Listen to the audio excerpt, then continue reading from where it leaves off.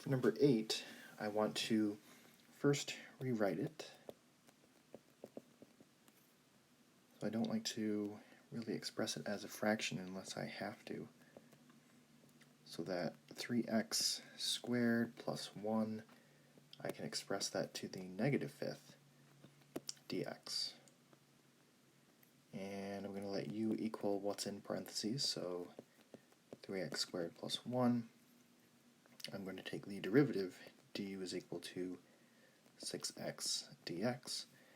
And this is another problem where we do have an extra x, so I know that I can replace that, but somehow I'm going to need to get rid of this x here because I need to have all u's and a du inside my integral. So the fact that I have an x here with the 6 is very important, and I want to leave that there. I do want to bring over the 6, so this will be a 1 6 du is equal to x dx.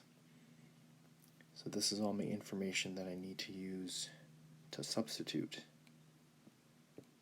So the x dx is going to replace in the original. So my new problem is 9u to the negative 5 times 1/6 du.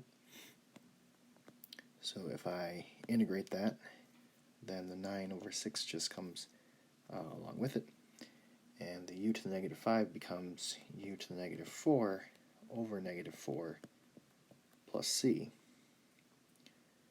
So if I start simplifying this, it's going to be equal to negative 9 over 24, u to the negative 4 plus c, and then I can reduce that to be negative 3 over 8, and I want to make sure that I substitute back in. So again, on these problems, when you're integrating, you want only u's and du in your integral. But for your final answer, you want only x's, so you should no longer have any u's in your final answer.